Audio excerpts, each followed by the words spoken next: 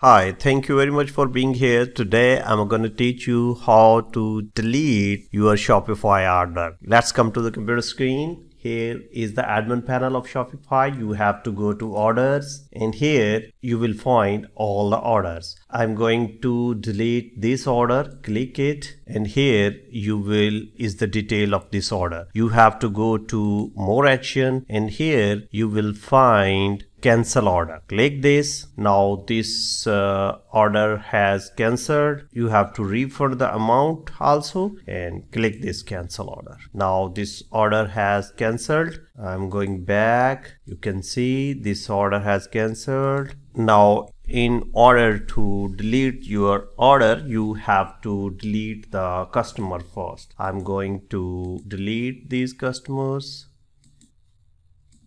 They are deleted. Now go to orders, click this and here you will find the delete option. Delete order, delete. This order has deleted and delete order. This order has deleted. Thank you very much for watching this short tutorial. Keep watching the next one.